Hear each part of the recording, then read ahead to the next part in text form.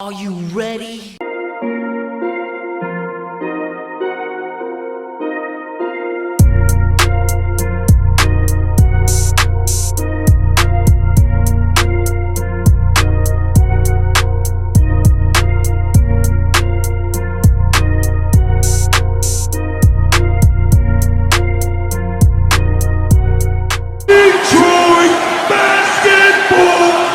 Hey peeps, how's it going? We got another game day today. The Pistons are taking on the Miami Heat in Miami today, off on back-to-back. As you guys have heard by now, we have the most back-to-back schedules in all of the NBA.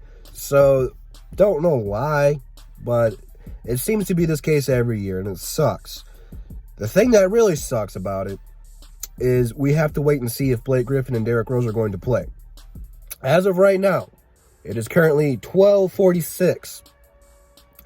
I have not heard any rumors or any updates on if they're going to start or not, or play or not. We don't know yet. Either way, you're going to have to rely on the people who didn't play a lot last night, and that's going to be Bruce Brown and Christian Wood. For those of you guys who have not seen it, I wish I would have saved the clip, but I lost it. Dwayne Casey in an interview last night, a reporter asked him, I'm not sure who the reporter was, but kudos to the reporter. You deserve a round of applause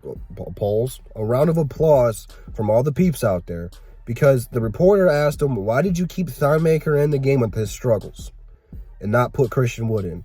And then Dwayne Casey asked the reporter, what were Thon's struggles? And the reporter said, offensively, defensively, pretty much anytime he was on the floor, he was struggling. And Dwayne Casey said, well, I didn't see that same thing. I'm going to have to go back and watch the film and adjust from there.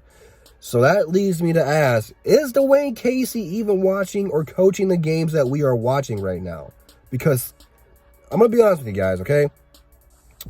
I was here for the Thon Maker bandwagon when we got him. And, you know, he made that great block. But after that block, man, he hasn't done jack for us, okay? A lot of you guys were right. I apologize to you in full about Christian Wood being better than Thon. All I said back then, I wasn't trying to deny it or anything. All I said is I wanted to see Christian Wood play before I said that, because I didn't get to see him play in New Orleans. He is 20,000 times better than Thon Maker, man. Get Thon out of the game. Look to trade him for a bag of potato chips, because Blake Griffin and Derrick Rose are probably hungry, man. Give them some food to eat. That being said, play Christian Wood tonight, okay? Play him, and don't take him out of the game when he does something minute wrong. Please stop it, Casey. Okay? Christian Wood is a perfect backup for Andre Drummond, because he can shoot. He's super athletic, man. This guy's got hops on top of hops.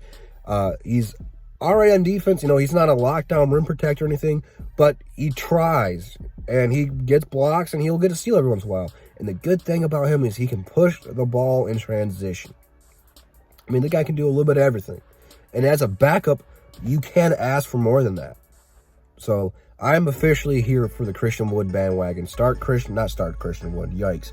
Start Christian Wood over Thon. Do not give Thon any more minutes. Put Christian Wood over there. Have Markieff and Christian Wood be your 4 and 5 off the bench. That's really your best bet. Thon Maker, I mean, he hit 1 3, man, and everyone was like, wow, he hit a 3. Like, it's bad, man. And it's not all on Thon Maker. Don't use Thon Maker as our excuse, because we still have a lot of holes and places that we haven't filled up yet.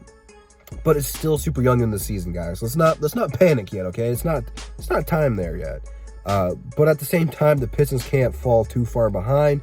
You don't want to do what you did last year. You have to dig yourself out of this huge hole. So, I mean, tonight is kind of an important game. It's tough going in from Detroit to Miami. I'm pretty sure Miami's coming off a back-to-back as well. I don't quote me on that one, but Miami is going to be a tough team. Jimmy Butler's a Piston killer.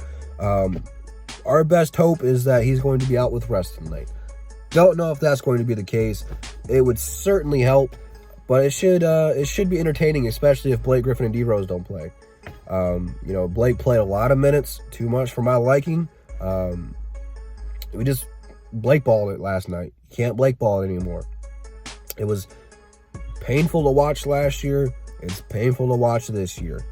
You know, he can get Blake Griffin great looks, and a play that he doesn't have to have the ball in his hand. I think behind Harden and Westbrook, I think he was third in total usage last year. That's all well and neat, but stop it, okay? You gotta give Blake Griffin some help. It looks like even when Derrick Rose and Blake Griffin were playing together, like, you didn't let D-Rose be D-Rose. You just gave the ball to Blake and everyone else get the F out of the way, which is fine when he's hot, but this is his first game of the season, man. He's not there yet, Plus, he's coming off an injury, so he's rehabbing. It's going to take Blake Griffin probably 2 to 3 weeks before he's, like, in a rhythm. So you can't put all that pressure on Blake Griffin right away, okay? If you're serious about winning and serious about winning a playoff game or series, you have to stop relying on Blake Griffin so much. You have enough weapons. Luke Kennard, man, use Luke more, okay? I play Bruce Brown more. I don't want to see Tim Frazier, and I don't want to see Thon Maker tonight, or else I might lose it. And I'm being serious. So, Pistons, I don't want to say it's a must-win game, but it's a game you have to come out here and at least show some fight and make it a close game. After you let Karl Anthony Towns and Andrew Wiggins pull your pants down and spank you. Although that white boy from Minnesota was hitting some just absolutely insane three-pointers. So, I mean, all this plays into a factor. When your opponent's hitting tough shots, you just kind of got to put your head up and go, oh, better luck next time. You can't make that again. In our case, they hit it about 60% of the time. So, Miami's not that great of a three-point shooting team. They got some guys who can shoot, but I don't know. We will see. It's going to be an interesting matchup. I don't think they really have anyone to put on Blake Griffin or Andre if Blake's playing. So Andre, he's had a couple bad games back-to-back now, especially last night. Today needs to be Andre's bounce-back game. Andre has to remember what he's playing for. He looked a little bit disengaged last night.